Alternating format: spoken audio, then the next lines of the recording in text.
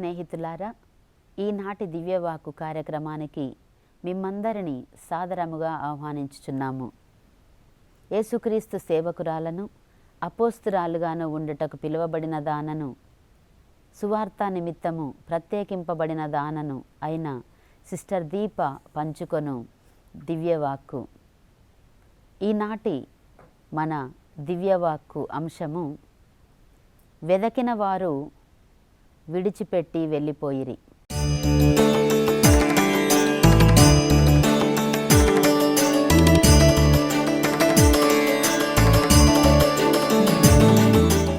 యోహాను సువార్త 6వ అధ్యాయంలో చూస్తే 22వ వచనం నుండి 24వ వచనం వరకు ప్రజలు యేసుక్రీస్తు ప్రభువును వెదకుచూ ఉన్నారు. వాక్యం సెలవిచ్చినట్లుగా, మరునాడు సరస్సు ఆవలి తీరమున ఉండిపోయిన జనసమూహము అచట ఉన్న ఒకే ఒక పడవను చూచిరి. ఆ పడవలో శిష్యులతో పాటు యేసు వెళ్ళలేదని శిష్యులు మాత్రమే వెళ్ళుట చూచిరి. అయినను యేసు ధన్యవాదములు సమర్పించి ప్రజలకు రొట్టెను పంచి ఇచ్చిన స్థలము చెంతకు తిబేరియా నుండి కొన్ని పడవలు వచ్చెను. అక్కడ యేసు గాని శిష్యులు గాని లేకుండుటను చూచి ఆయనను వెదకుచు పడవలపై కపర్నామునకు పోయిరి. Praise the lord. ప్రజలు యేసుక్రీస్తు ప్రభును వెదకుచున్నారు. ఎందుకు వెదకుచున్నారు అంటే, 5,000 మందికి అద్భుత రీతిగా 5 రొట్టెలు 2 చేపలతో ఆహారాన్ని ఒసగారు. అలాగే పుట్టుగురుడ్డి వానికి దృష్టినిచ్చారు. మూగ చెవిటి వాన్ని మాట్లాడేటట్లు చేశారు, వినేటట్లు చేశారు. పక్షవాత రోగిని మంచిగా నడిచేటట్లు చేశారు. ఇన్ని అద్భుతాలు చేసిన ప్రజలు యేసుక్రీస్తు ప్రభుని వదిలిపెట్టకుండా ఆయన ఎక్కడుంటే అక్కడికి వెళ్తూ ఉన్నారు. మరి వెళ్ళిన వారు ఏ ఉద్దేశంతో వెళ్తున్నారు? మరి ఆయన మాటలేంటి? వెళ్ళిన వారందరూ ఉన్నారా, లేకపోతే తిరిగి వెళ్ళిపోయారా? ప్రియ స్నేహితులారా, ప్రార్థనా సమావేశాల్లో, ప్రార్థనా కూటమిలలో ప్రజలందరూ వాక్యం కోసం వస్తారు. వాక్యం బోధించుచుండగా ఒకవేళ ఆ వాక్యంలో, ఇదిగో నీకు ఉద్యోగం లేదు, నీకు ఉద్యోగం వస్తుంది రేపొద్దున్నే అంటే వాళ్ళు సంతోషపడతారు. ఇదిగో నీకు వివాహం కాలేదు, చాలా సంవత్సరాలు పైబడినాయి, నీకు ఈ వారంలో వివాహం కాబోతుంది అనగానే సంతోషపడతారు. మరి ఈరోజు ప్రభువు ఒకవేళ ఎవరైనా మీతో, ఇదిగో యేసు ప్రభువును విశ్వసించు, నీకు సమస్తం సమకూరుతాయి అని ఎవరైనా చెప్తే కొంతమంది ఏమనుకుంటారంటే, నాకు ఉద్యోగం లేదు, యేసు ప్రభువును నమ్మగానే విశ్వసించగానే ఉద్యోగం వస్తుందా? యేసుక్రీస్తును విశ్వసించగానే నా కుటుంబంలో ఉన్న అశాంతి తొలగిపోతుందా? ప్రియ స్నేహితులారా, ఈరోజు మనం చూద్దాం, యేసుక్రీస్తు ప్రభువును విశ్వసించినంత మాత్రముననే సమస్తము మేలుకు, క్షేమము కోసం మన జీవితాల్లో జరుగుతాయి. అయితే ఈరోజు యేసుక్రీస్తు ప్రభువు చెప్పిన ఒక మాటను బట్టి కొంతమంది శిష్యులు ఆయనను వెళ్ళిపోవడం మనం గమనిస్తాం. అసలు యేసు ప్రభు ఏమి చెప్పారు, వాళ్ళు ఎందుకు వెళ్ళిపోయారనే విషయాన్ని మనం చూసినట్లయితే, యోహాను సువార్త 6వ అధ్యాయము 57వ వచనంలో యేసుక్రీస్తు ప్రభు ఈ విధంగా చెప్తున్నారు, జీవము గల తండ్రి నన్ను పంపెను, నేను తండ్రి మూలమున జీవించుచున్నాను, అట్లే నన్ను భుజించువాడు నా మూలమున జీవించును. ఇదియే పరలోకము నుండి దిగివచ్చిన ఆహారము. నా శరీరమును భుజించి నా రక్తమును పానము చేయువాడు నాయందును, నేను వానియందును ఉందుము అని యేసుక్రీస్తు ప్రభువు పలుకుతూ ఉన్నారు.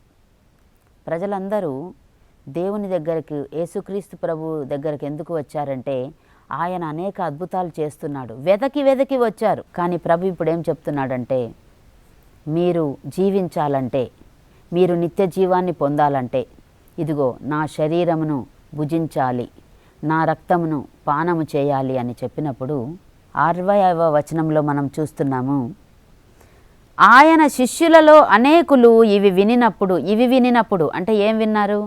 ఇదిగో నేను నిత్య జీవాన్ని ఇవ్వడానికి వచ్చాను, నా శరీరాన్ని నా రక్తాన్ని పానం చేయండి, తినండి, అప్పుడు మీకు నిత్య జీవం దొరుకుతుంది, మీరు ఎల్లవేళలా జీవిస్తారు, మరణించినను జీవించునని ప్రభు పలికి ఉన్నారు. కాబట్టి ఈ విషయాలను విని శిష్యులు ఎంతో బాధపడి అంటున్నారు, ఈ మాటలు కఠినమైనవి, ఎవడు వినగలడు? ప్రియ స్నేహితులారా, బైబిల్ వాక్యంలో ఏదైనా కఠినమైన పదాలను చూస్తే మనకు, ఎందుకంటే ఆ విషయంలో మనం ఉంటాం కాబట్టి మనకు కఠినం అనిపిస్తుంది.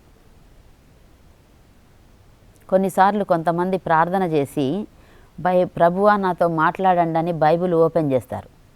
బైబిల్ ఓపెన్ చేసినప్పుడు అక్కడ చాలా అంటే శిక్షకు సంబంధించిన విషయాలు, కఠినంగా దేవుడు నిన్ను శిక్షించబోతున్నాడు, లేకపోతే మరణమునకు సంబంధించిన విషయము, నువ్వు చనిపోబోతున్నావు అన్న విషయాలు ఏమైనా వచ్చినాయి అనుకోండి, వెంటనే బైబిల్ క్లోజ్ చేసేసి, అయ్యో ఇది కాదు కదా నాకు రావాల్సింది, ప్రభువా నేను ఈ విషయం గురించి ప్రార్థన చేస్తున్నాను, ఇంకొక అవకాశం ప్రభు అని మళ్ళీ తెరుస్తారు.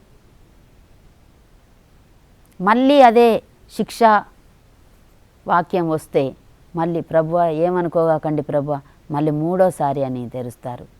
ఎందుకంటే మనము దేవుని నుండి అభిలషించేది ఏంటంటే మనకు ఇష్టమైన కార్యమును అభిలషిస్తూ ఉంటాము. మనకు ఇష్టమైంది అక్కడ వస్తే దేవుడు నాతో మాట్లాడాడు. కఠినంగా ఆ వాక్యం ఉంటే ఏంది దేవుడు నన్ను శిక్షిస్తున్నాడా, ఇలాంటి మాటలేంటి అని అనుకుంటాం. ప్రియ స్నేహితులారా, చూడండి, శిష్యులలో అనేకులు ఈ మాటలు కఠినమైనవి, ఏంటి మనము ఈయన వాక్యాన్ని వినడానికి వచ్చాము, కానీ ఈయన నా శరీరమును భుజించండి, నా రక్తాన్ని తాగండి అంటున్నాడేంటి అని చెప్పేసి అక్కడ శిష్యులు గొనుగుకుంటున్నారు. ప్రభువు చెప్తున్నారు, దీనిని గురించి గొనుగుచున్నారు అని గ్రహించి యేసు, ఇది మీకు ఏవగింపుగా ఉన్నదా? అట్లయినా మనుష్య కుమారుడు తాను పూర్వమున ఉన్న స్థలమునకు ఎక్కిపోవుటను మీరు చూచినచో ఇక ఏమందురు? Praise the lord. అంటే దేవుని దగ్గరకు నేను వెళ్ళబోతున్నాను, నన్ను ఆ రోజు అంటే నేను మరణించి మూడవ నాడు లేచి మళ్ళీ మీతో జీవించి మళ్ళీ నేను పరలోకమునకు ఎక్కి వెళ్తాను అని ప్రభువు సెలవిస్తూ ఉన్నాడు. నేను పూర్వమున ఉన్న స్థలమునకు ఎక్కిపోవటను అంటే పూర్వం ఎక్కడ ఉన్నాడు యేసుక్రీస్తు ప్రభువు? తన తండ్రి చెంత ఉన్నాడు. తన తండ్రి ఈ లోకంలో ఉన్న ప్రజలపై ఉన్న ప్రేమచే తన ఏకైక కుమారుణ్ణి ఈ లోకంలో మానవుడిగా జన్మింపజేశారు. అయితే ప్రభు ఇక్కడ సెలవిస్తున్నారు, నేను పూర్వమున ఉన్న స్థలమునకు ఎక్కిపోవుటను మీరు చూస్తే ఇంకా ఏమంటారు? నేను జీవాహారాన్ని పరలోకము నుండి దిగి వచ్చాను అని చెప్తే మీకు ఈ మాటలు కష్టంగా ఉన్నాయి, మరి నేను అదే స్థలానికి వెళ్ళబోచున్నాను, అది మీరు చూస్తే ఇంకా ఎంత ఆశ్చర్యపోతారు అని ప్రభువు వారిని అడుగుతున్నాడు. ప్రభువు మళ్ళీ చెప్తున్నారు, జీవమును ఇచ్చినది ఆత్మయే, శరీరము నిష్ప్రయోజనము. నేను మీతో చెప్పిన మాటలు ఆత్మయు జీవమునై ఉన్నవి. Praise the lord.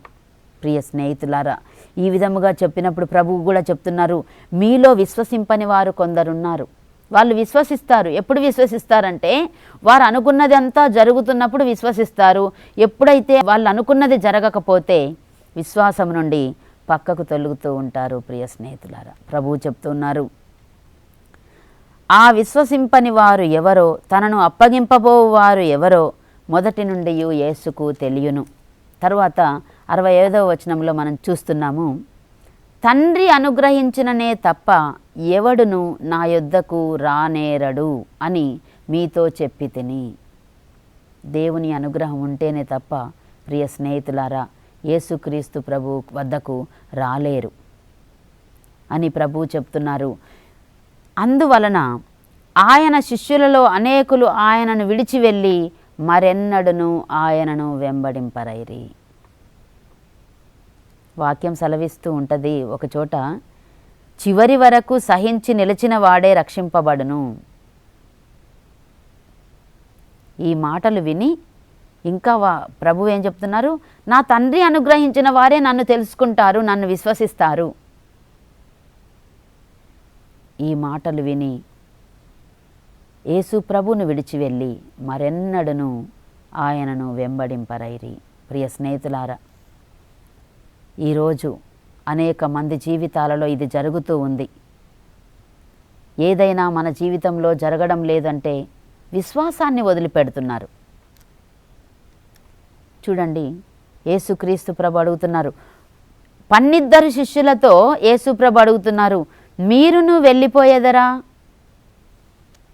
Praise the lord. మీరును వెళ్ళిపోయేదరా అని అడుగగా సీమోను పేతురు, ప్రభు, మేము ఎవరి యొద్దకు పోయేదము? నీవు నిత్యజీవపు మాటలు కలవాడవు, మేము విశ్వసించితిమి, నీవు దేవుని నుండి వచ్చిన పవిత్రుడవు అని గ్రహించితిమి అని అనెను. Praise the lord. ఎవరి కడకు పోయేదన్ ఓ ప్రభు నా యేసయ్యా, ఎవరి కడకు పోయేదన్ ఓ ప్రభు నా యేసయ్యా, జీవమొసగు దివ్యవాకు ఉన్నది ప్రభు నీలోనే. దివ్యవాక్కు నీ దగ్గర ఉంది ప్రభువా, మేము ఎక్కడికి వెళ్ళాలి అని పేతురు అడుగుతున్నాడు. ప్రియ స్నేహితులారా, అప్పుడు నేను మీ 12 ఎన్నుకొనలేదా? అయినను మీలో ఒకడు పిశాచము అనెను.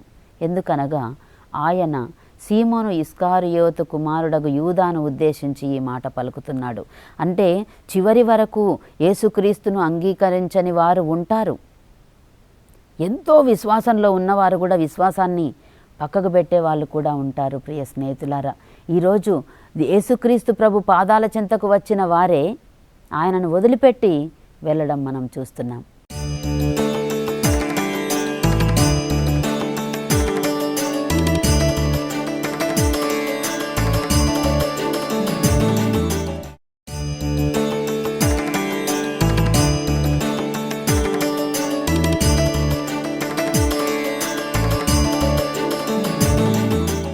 మనం 6వ అధ్యాయంలో మనం చూస్తున్నాము.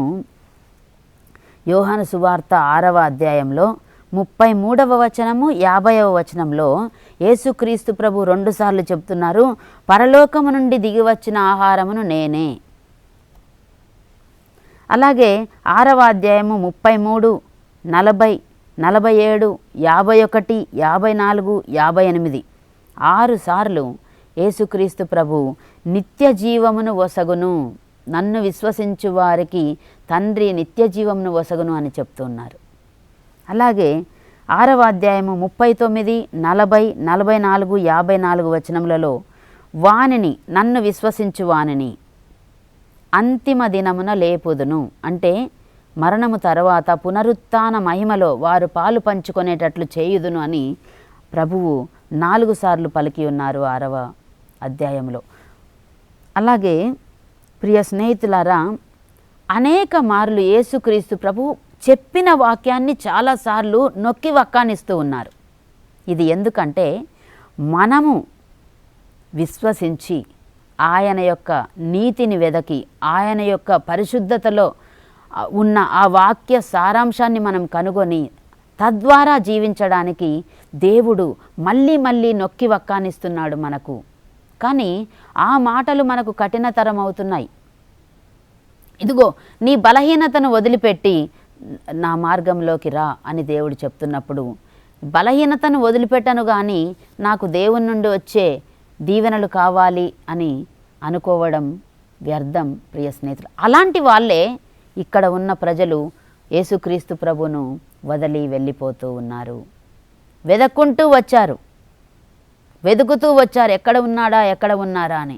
ఎప్పుడైతే యేసుక్రీస్తు ప్రభు తన నిత్యజీవం గురించి మాట్లాడుతున్నారో, ఇదిగో నేనే దైవ కుమారుణ్ణి, ఇదిగో నేనే పరలోకము నుండి దిగివచ్చిన ఆహారాన్ని చెప్తున్నారో, నా మాటలు ఎవరైతే విశ్వసిస్తారో వాళ్ళు పునరుత్థాన మహిమలో పాల్పంచుకుంటారు అని చెప్తున్నారో, అప్పుడు వాళ్ళు విడిచి వెళ్ళిపోతూ ఉన్నారు.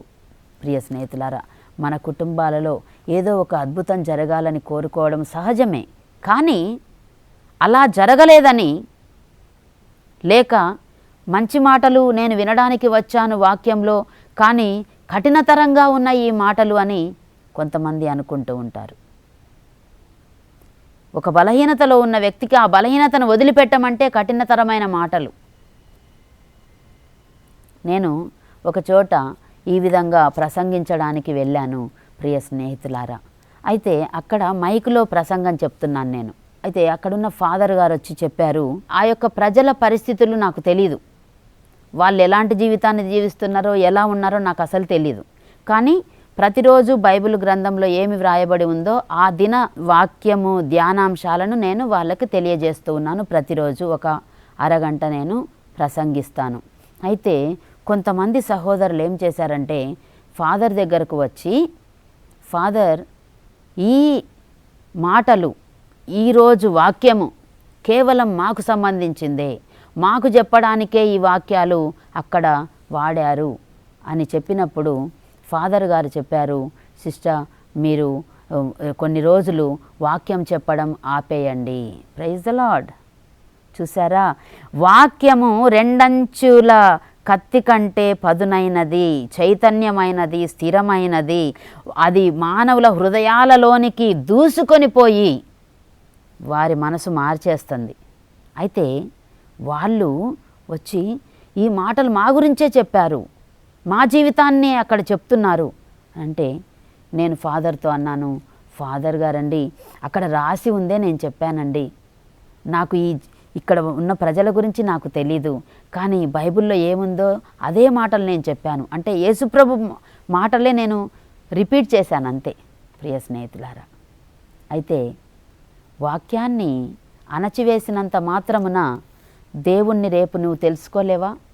వాక్యాన్ని అణచివేస్తావేమో కానీ ప్రియ స్నేహితులారా, వాక్యాన్ని అణచివేసినందువల్ల, విశ్వసించకపోయినందువల్ల నష్టము మనకే. నువ్వు విశ్వసించకపోయినా పర్వాలేదు, కానీ వాక్యాన్ని అడ్డగిస్తే దేవుని దగ్గర నుండి ఎలాంటి ప్రతిఫలాన్ని మనం పొందుతామో మనం తెలుసుకోవలసిన అవసరం ఉన్నది ప్రియ స్నేహితులారా.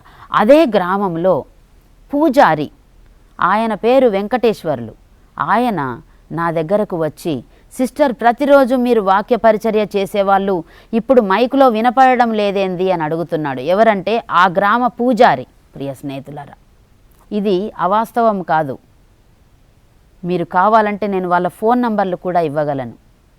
పూజారి వచ్చి అంటున్నాడు, సిస్టర్ ఈ వాక్యాలు మేము ప్రతిరోజు పొద్దుననే మీరు చెప్తున్నప్పుడు మా గ్రామం బాగుపడుతుందని మాకు అనిపించింది, యువతి యువకులు చాలా బాగుపడతారని మాకు అనిపించింది. నేను కూడా ప్రతిరోజు మీ వాక్యాన్ని ఆ సమయం కల్లా నేను మైకు కోసం ఎదురు చూస్తున్నాను.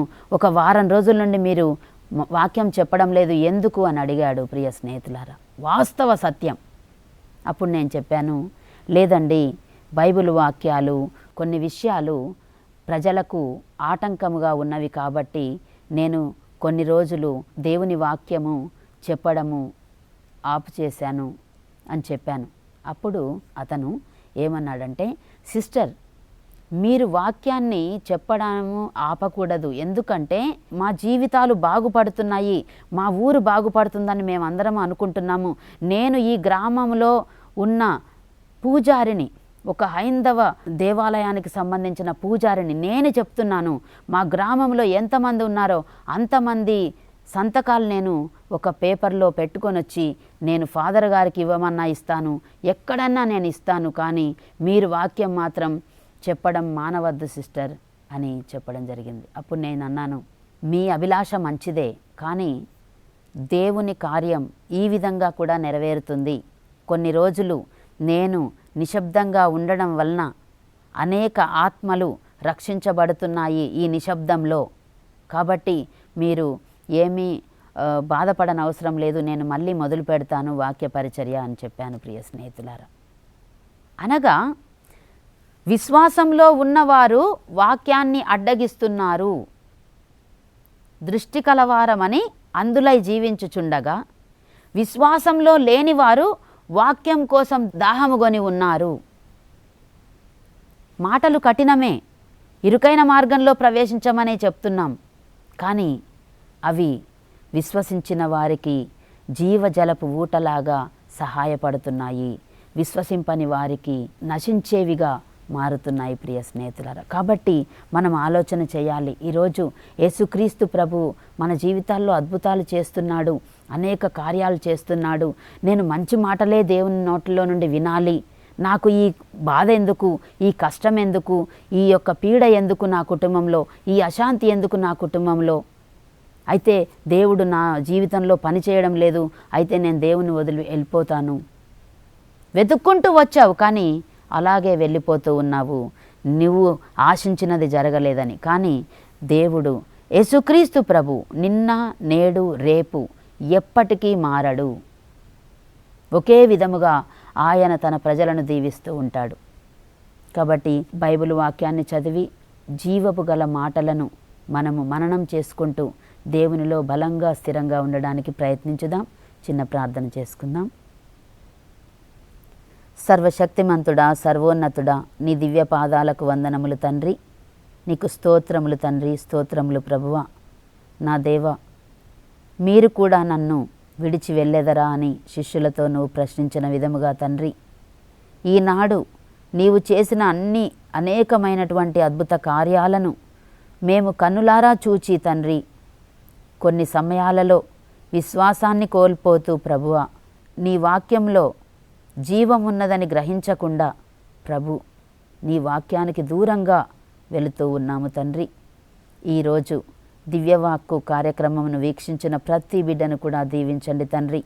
ఈ వాక్యములు మా కోసమే అని నువ్వు మాట్లాడుతున్నట్లయితే అంగీకరించే మనసును మాకు దయచేయండి తండ్రి.